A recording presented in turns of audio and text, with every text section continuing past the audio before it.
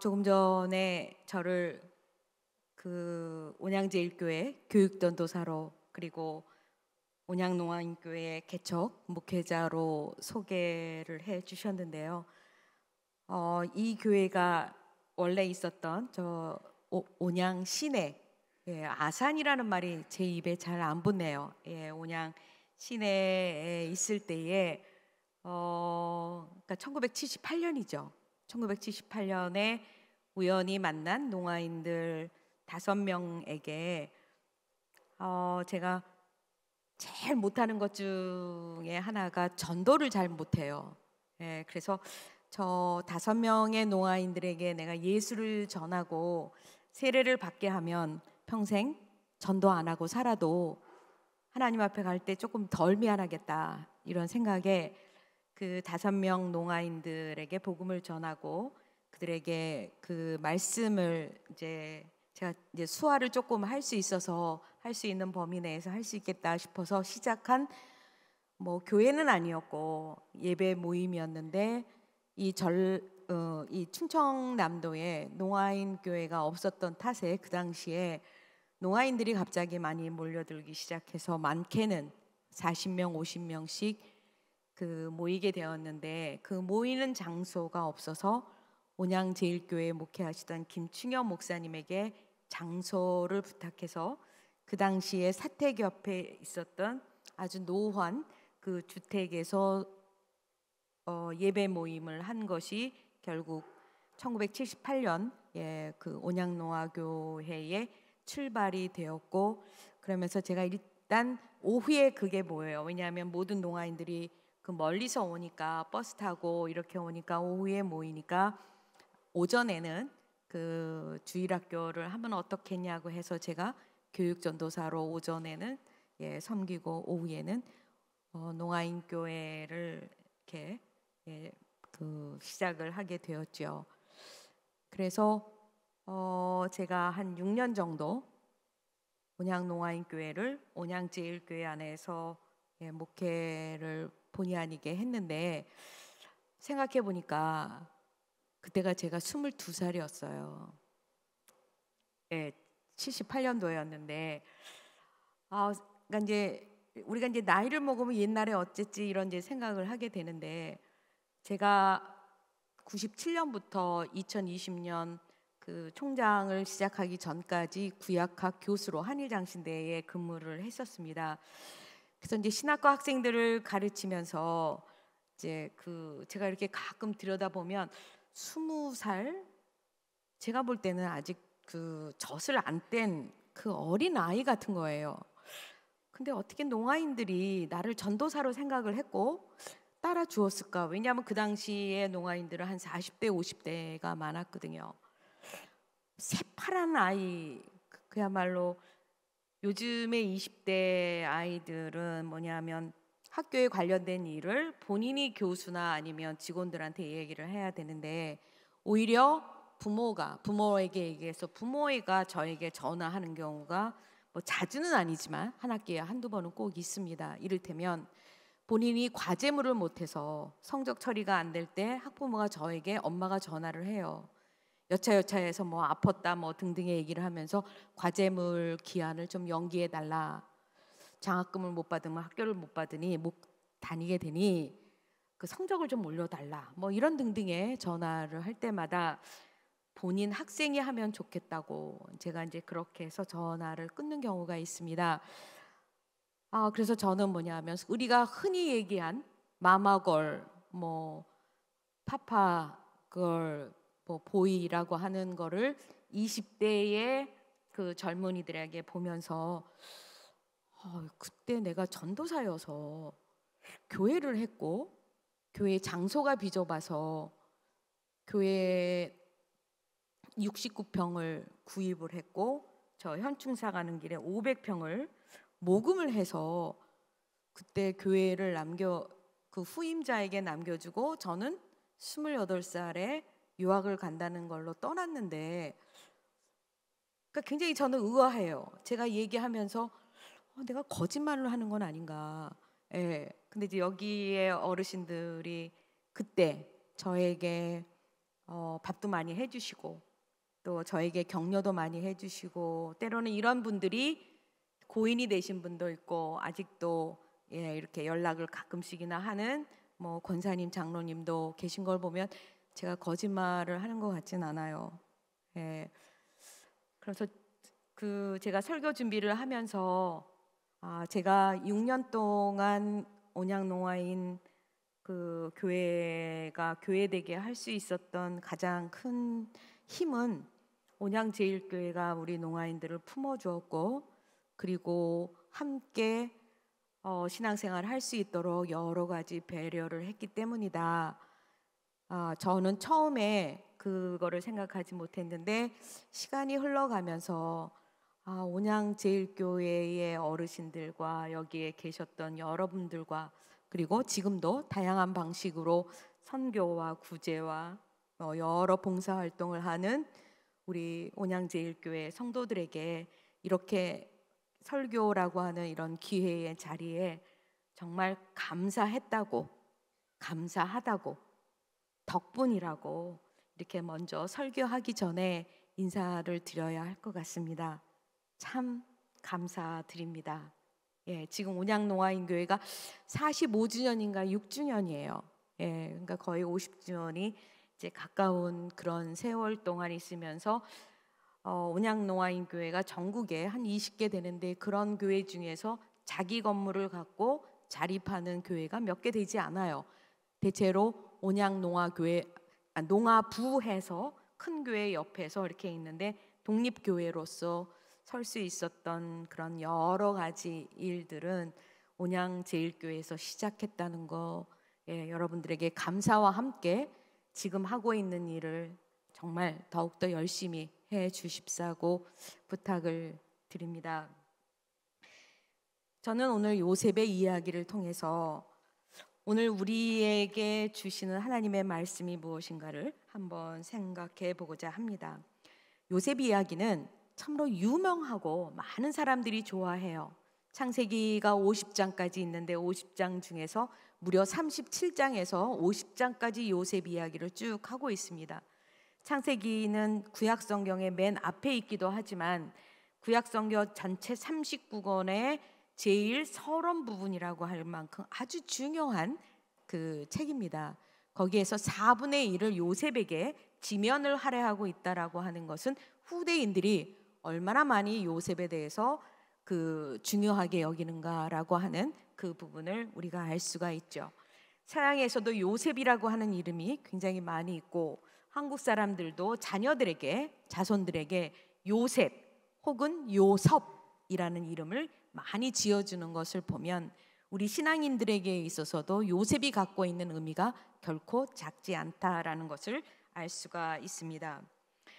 요셉은 아버지 야곱의 12아들 중에 11번째 아들로서 야곱이 가장 사랑하는 아내 라헬이 어렵게 낳은 첫 번째 아들입니다. 물론 아버지로서는 11번째 아들이지만 부인 라헬로서는 첫 번째 아들이지요. 그렇게 어렵게 얻은 아들이기에 요셉에 대한 야곱의 사랑은 아주 각별했습니다. 모든 다른 아들은 일하러 가도 요셉은 끼고 있고 그리고 남들과는 다른 채색옷, 그러니까 그 당시에는 아마 염색의 기술이 발달되지 않은 상태여서 다른 형제들보다 더 좋은 옷을 입혀서 편애가 아주 극심했다라고 하는 것을 알 수 있는데 아버지의 편애만큼 형제들의 시기와 질투는 죽이고 싶을 만큼 결코 작지 않았던 것을 우리가 알 수가 있습니다. 그래서 요셉이 혼자 그들에게 간식거리를 갖다 주었을 때 죽이려고 작심을 했고 계획까지 세웠으나 맏형인 루벤의 계획 아래 겨우 생명은 부지할 수 있게 되었고 그리고 생명을 건드리지 말라는 이러한 이야기가 형들에게 공감을 사면서 결국 그 옆을 지나가는 상인에게 요셉을 노예로 팔게 되었습니다. 노예 제도는 공식적으로 세계에서 어디에도 없는 걸로 알고 있습니다. 우리나라가 100년 전, 200년 전만 해도 종과 머슴과 같은 사람을 사고 팔 수 있고 평생 그 신분에서 벗어날 수 없었던 그 시절이 100년, 200년 전에 있었던 것을 생각하면 우리가 성경의 역사를 놓고 봤을 때 요셉은 과연 언제쯤 살았던 인물인가 하면 이렇게 추적해 보면 약 4,000년에서 한 4,500년 그 사이에 살았던 인물인데, 그 당시의 노예 제도는 아주 법적인 그런 세계가 인정하는 하나의 제도였습니다. 그래서 사람 사이에도 1등과 2등과 3등과 꼴등이 있어서 철저히 그 계급 제도가 용인되던 그런 시대였습니다. 그래서 노예라고 할 때는 사람 취급을 못 받죠. 사고 팔 수 있고 매매할 수 있고, 그리고 주인이 죽일 수도 있고 때릴 수도 있고 얼마든지 동물을 대하듯이 할 수 있는 것이 바로 노예 제도였고, 가장 부유한 아버지 집에서 가장 사랑을 많이 받던 요셉이 가장 천박한 그러한 노예의 신분으로 전락하게 됩니다. 요셉의 인생이 어느 시점부터 이렇게 위에서 아래로 곤두박질 칠 수밖에 없었는가? 형들이 아버지가 없는 이 도단이라고 하는 이 장소에서 죽이기 위해서 던져버린 이 구덩이에 던져진 것으로부터 요셉의 인생이 곤두박질을 치게 되지요. 이 구덩이는 우리가 물리적으로 다시는 거기에서 살아나올 수 없을 만큼 아주 깊었던 것 같아요. 그러나 우연히 지나가는 그 당대의 그 미디안 상위인들에게 돈을 20냥을 주고 팔아 넘김으로써 형들에게는 물질적인 이득이 있지만 요셉에게는 이제는 거기서 굶어 죽거나 아니면 동물에 의해서 찢겨 죽을 수밖에 없는 그러한 위험에서 그나마 생명을 부지할 수 있었던 노예로 팔려가는 것. 그래서 저는 요셉에게 있어서 첫 번째 구덩이라고 한다면 실제로 이 도단이라고 하는 곳에 구덩이에 빠진 이것이 첫 번째 구덩이였다면, 요셉이 두 번째 빠진 구덩이는 바로 노예로 팔려간 이 보디발의 집에서가 바로 두 번째 구덩이다. 첫 번째에서 나온 것도 참 구사일생으로 나왔지만 10년을 넘게 17세에 버림을 받고 보디발의 집에 팔려갔는데 10년 동안을 노예로 살아갑니다. 그러나 노예였지만 주인의 눈에 들을 만큼 아주 충성스러웠고 자신의 일을 철저히 정직하게 하였기 때문에 모든 일을 이 노예에게 맡겼다고 성경은 이야기합니다. 이것을 본 부인은 요셉을 유혹해서 성적으로 타락하게 만드는 불륜을 관계를 갖게 유혹을 하게 됩니다. 결국 본인이 들키게 되니까 아내는 이것을 뒤집어서 요셉이 자기를 겁탈하려고 했다라고 오히려 요셉을 가해자로 만드는 일이 생기게 됩니다. 그래서 요셉은 세 번째로 감옥에 들어가는, 그러니까 세 번째 구덩이로 들어가게 되는 거죠. 그래서 요셉은 17세의 실제적인 이 광야의 구덩이에서 보디발의 집이라고 하는 이 노예라고 하는 구덩이, 그리고 이집트의 정치범들이 수용되어 있는 이런 죄수로 전락하는 세 번째 구덩이로 던져지게 됩니다. 성경학자들은 이 부분에 대해서 이렇게 이야기를 합니다. 감히 노예가 주인의 부인을 겁탈하려고 했는데 그 벌로 감옥에 갔다는 것은 조금 이해하기 어렵다. 그 정도의 죄값이라고 하면 어떤 가혹한 처벌로라도 죽일 수 있었다는 걸 생각해 본다면 아마도 보디발은 유혹하거나 겁탈하려고 했던 것은 요셉이 아니라 내 부인이었을 것이라고 아마 생각했을 것이다. 그런데 부인을 욕되게 하기도 그렇고, 그렇다고 해서 벌을 안 주게 되면 또 거기에 대한 문제가 생기니까 차라리 본인은 알면서도 요셉을 감옥에 보내는 걸로 무마를 하려고 한 것이 아닐까라고 성경학자는 이야기하는데, 그것이 훨씬 설득력이 있습니다. 물론 성경에는 그렇게 돼 있지 않아요. 아내를 겁탈하려고 했던 그 벌로 감옥에 가게 되었다라고 이야기하는데, 노예라고 하는 신분이 그렇게 감옥에 갈 만큼 그 죄가 가볍지 않습니다.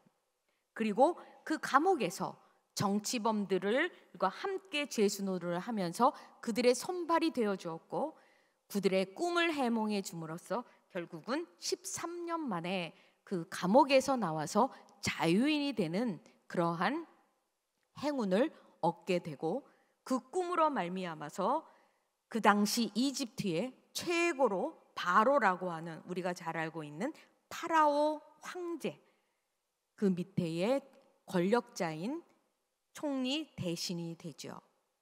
왕족도 아니었고 귀족도 아니었고 이집트 사람도 아닌 그야말로 다문화 출신의 어디에 본 적이 있는지도 알 수 없는 요셉이 바로의 눈에 들어서 최고의 권력자에 들었다라고 하는 것은 결코 쉬운 일은 아니었을 거라고 생각이 듭니다. 그런데 여러분, 이것이 37장의 이야기인데, 37장부터 쭉 계속되는 이야기인데, 여러분 꼭 가서 39장을 한번 좀 읽어주시기 바랍니다. 여기에 가면, 지금 읽지는 마시고요, 꼭 집에 가서 보시기 바랍니다. 거기에 가보면 어떤 이야기가 성경에 있냐면 39장 2절에 이런 말씀이 있습니다. 여호와께서 요셉과 함께 하심으로 그가 형통한 자가 되어 그의 주인 애굽 사람의 집에 있었다. 애굽 사람의 집에 있었다라는 것은 노예로 있었다는 이야기인데, 노예로 있었던 것이 형통한 사람이었다라고 이렇게 이야기합니다. 그리고 39장 23절로 마지막 39장의 마지막 절로 가니까 거기에는 이런 말씀이 있어요. 간수장은, 그러니까 뭐냐면 우리가 요즘에 말하는 교도관이죠. 감옥에서 이 죄수들을 감독하고 하는 이 간수장은 그의 손에 맡긴 것을 무엇이든지 살펴보지 않았으니 요셉이 하는 일에 대해서는 개의치 않았다라고 얘기를 해요. 이는 여호와께서 요셉과 함께 하심이라.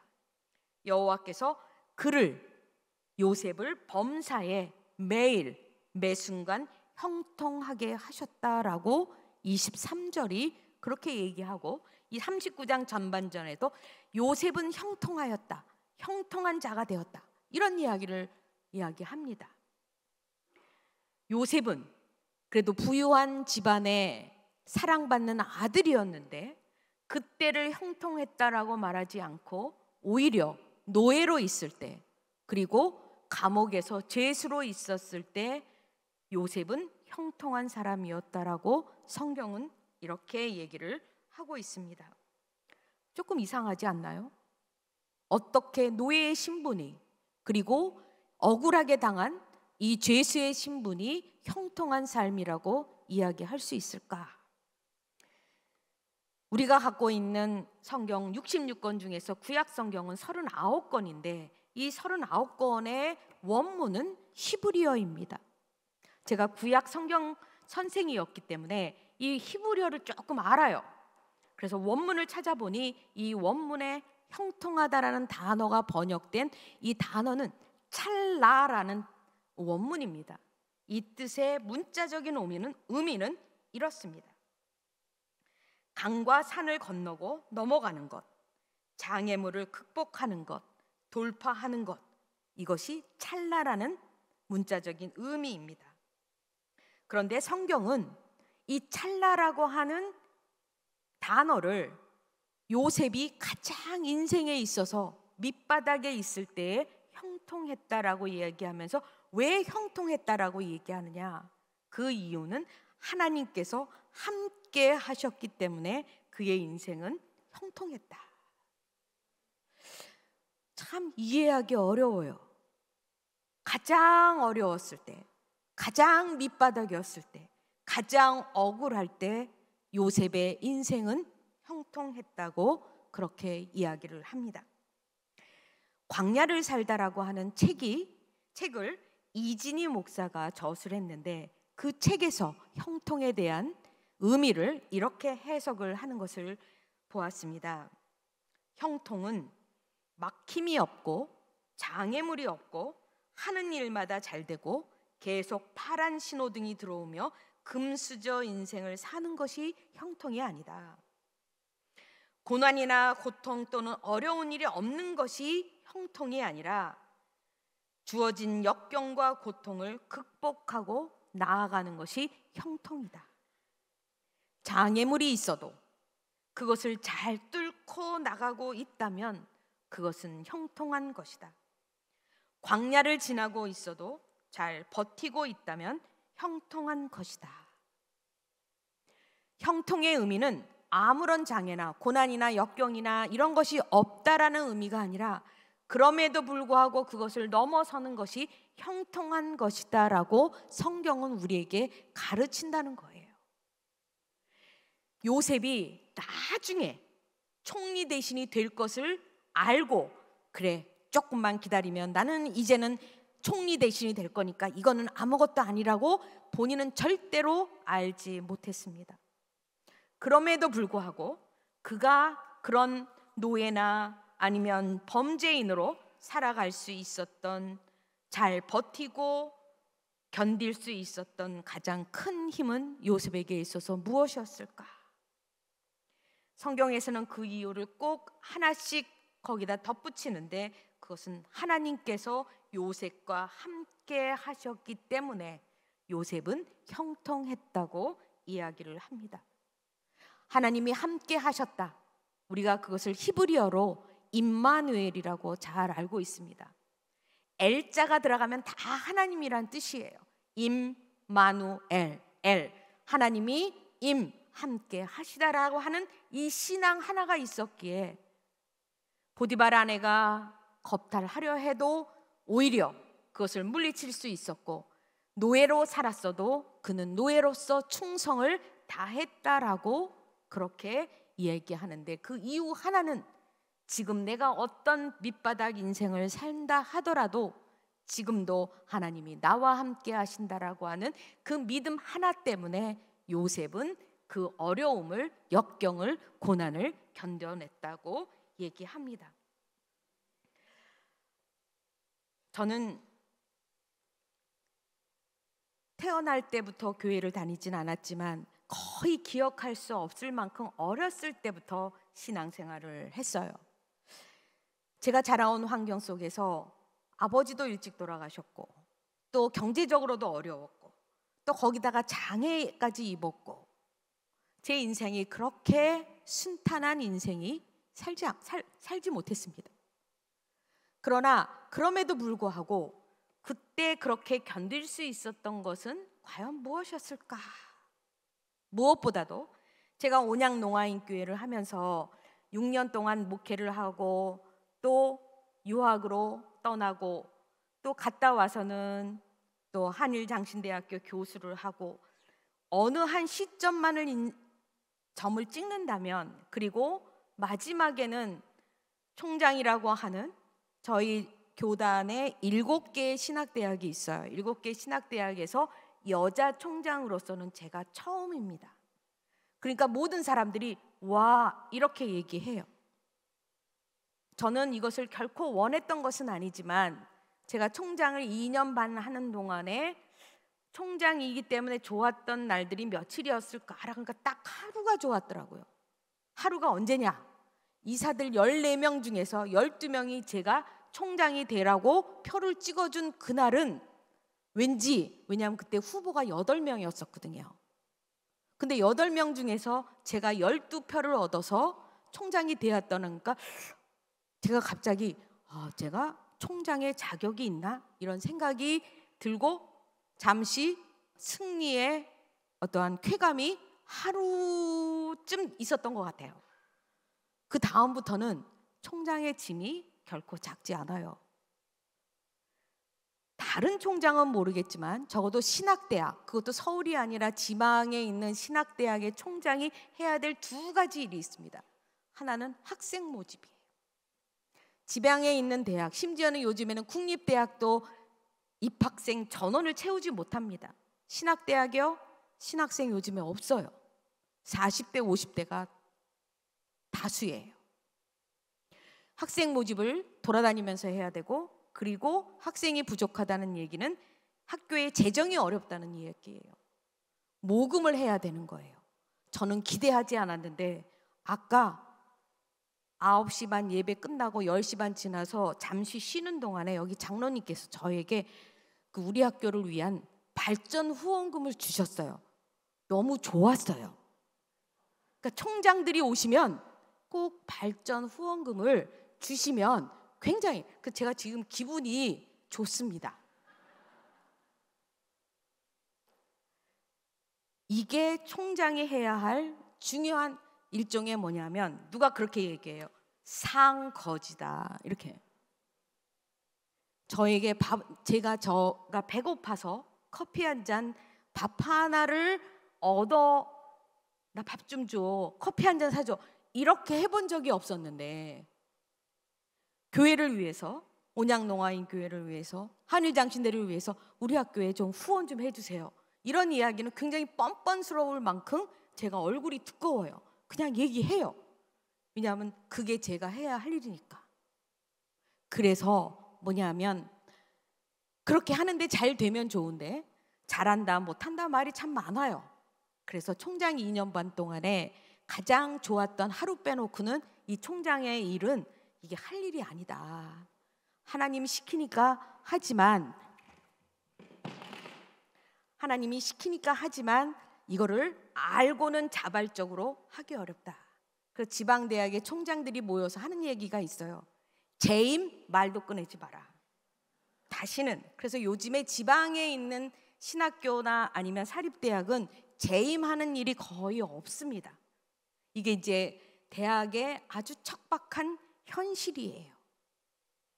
제가 말씀을 드리고 싶은 것은, 인생에 굉장히 좋았던 순간이 독이 되기도 하고, 독이라고 하는 구덩이가 때로는 복이 되기도 한다는 겁니다. 이렇다면 우리 성도님들에게 있어서도, 인생에 있어서 없었으면 좋았을 구덩이 같은 순간들이 얼마나 많이 있나요? 질병이 그러하고, 경제적인 어려움이 그러하고, 내 자녀들의 문제, 가족의 문제, 직장의 문제, 동료의 문제, 결코 쉽지 않습니다. 그럴 때마다 우리는 울부짖고 하나님께 간구하고 매달리는 일이 얼마나 많이 있어요. 그러나 때로는 하나님이 이러한 간구를 들을 것 같으면서도 아무 말씀이 없기도 해요. 울부짖어도 하나님이 모른 척할 때도 있고, 때로는 빨리 끝내주십사고 간구해도 그 시간이 제가 원하는 시간이 아니라 너무나도 길게 가기도 합니다. 때로는 너무나도 억울하게 피해자가 가해자가 되는 일도 있습니다. 남들은 응답받았다고 간증하는데 저는 응답받는 게 별로 없는 것 같을 때 있어서 나의 신앙이 왜 나는 얘보다는 훨씬 나은 것 같은데 내 인생은 이렇게 꼬이고 이 사람의 인생은 이렇게 너무나도 순탄대로를 가는가라고 하나님께 따져 물을 때가 여러분은 없으신가요? 요셉의 인생을 보니까 유대인 전승에 따르면 요셉이 총리 대신을 하고 있을 때 아버지가 돌아가셔서 아버지 야곱을 장사 지내기 위해서 가나안에 갔다라는 이야기가 성경에 나옵니다. 거기까지만 나오는데 후대인들이 뭐라고 얘기를 하냐 하면, 아버지 집에 가는, 아버지를 묻기 위해서 고향에 돌아갈 때에 이 요셉이 어디를 들리자라고 얘기하냐 하면 자기가 빠졌던 이 도단의 구덩이를 한번 방문하자고 합니다. 그래서 그곳을 방문하게 해서 거기 그 구덩이를 이렇게 쳐다보면서 잠시 발걸음을 멈추고 그 구덩이에서 깊은 생각에 빠졌다고 이야기를 해요. 저는 이것을 보면서 심리학적으로 본인이 겪었던 상처가 회복되는 순간이 아니었을까 생각해요. 자기를 팔아넘긴 형제들을 만났을 때 이렇게 형들을 위로합니다. 형들이여, 나를 두려워하지 마세요. 오늘 내가 여기에 와서 이 자리에 있었던 것은 형들이 나를 팔았기 때문에 내가 이 자리에 있는 게 아니라 하나님께서 바로 이때를 위해서 나를 먼저 이집트로 보낸 것이지, 형들이 나를 팔았기 때문이 아니라 그런 매매라는 행위를 통해서 하나님께서 우리의 온 가족의 굶주림을 면하기 위해서 하나님께서는 13년이라는 긴 세월을 나를 이렇게 구덩이에 넣으셨다라고 고백을 했고, 그러니까 본인의 상처가 극복이 되지요. 그리고 마지막에 야곱을 묻기 위해서 그 장례식을 가면서 굳이 그 구덩이에 가서 그 구덩이를 쳐다보면서, 그래, 이 구덩이가 나를 죽인 게 아니라 나와 온 가족을 살린 구덩이가 되었구나라고 이렇게 고백하면서 요셉은 그 장례를 마쳤다라는 이야기를 하고 있습니다. 온양제일교회 성도 여러분, 이렇게 근사하게 멋있게 차려입고 교회를 오고 상대방에게는 나는 괜찮은 사람이야, 나는 당당해 이렇게 외치지만 우리 각 집안을 그리고 각 사람들을 들여다보면 우리 안에 아픈 상처들이 결코 적지 않아요. 아프기도 하고 억울하게 피해를 입기도 하고 억울하게 욕을 먹고 뭐 등등, 재정적으로 어려워서 남들에게 손을 벌려야 되는 그런 순간도 얼마나 많이 있는지 모릅니다. 누구나, 요셉만이 아니라 저와 여러분들은 빠지고 싶지 않는 구덩이, 인생의 독과 같은 곳을 우리가 거쳐가기도 하고, 때로는 그 독이 오히려 우리에게는 복이 되기도 하고, 복인 줄 알았는데 그 복이 아니라 우리를 옥매는 일종의 사슬이, 족쇄가 될 때도 우리는 참 많이 있습니다. 하나님께서는 우리에게 이 신앙을 꼭 가지라고 말씀하십니다. 내가 너와 함께 하리라 라고 하는 임마누엘 신앙, 이거 하나 있으면 어떠한 어려움과 어떤 구덩이여도 바로 형통의 삶이다, 형통한 사람이라고 이렇게 우리에게 말씀하고 계십니다. 지난 40년, 50년 전을 한번 생각해 보면 이 온양제일교회도 너무나 많이 성도들도 늘었지만 경제적으로나 예산적으로나 아니면 각 가정마다 과거와는 비교할 수 없을 만큼 많이 풍요로워졌어요. 그러나 가만히 들여다보면 행복 지수에 있어서나 아니면 우리가 OECD 국가 중에서 가장 자살률이 많다라는 이야기는, 우리는 수 없는 복이 때로는 많은 독 역할을 하고 있다라는 것을 부인하기 어렵습니다. 우리에게는 젊었을 때 한 가지 목표가 있었어요. 열심히 살면, 열심히 기도하면, 열심히 교회 다니면 하나님이 우리에게 복을 주실 것이다. 여러분, 우리 10대, 20대들에게 이렇게 자신 있게 말할 수 있을까요? 공부 열심히 해, 열심히 살아, 열심히 기도해, 열심히 성경 공부해. 그러면 우리의 인생은 탄탄대로로 쭉쭉 빵빵으로 나갈 거야 라고 자신 있게 말하기에는 왠지 우리는 석연치 않은 부분들이 굉장히 많이 있습니다. 그러나 그럼에도 불구하고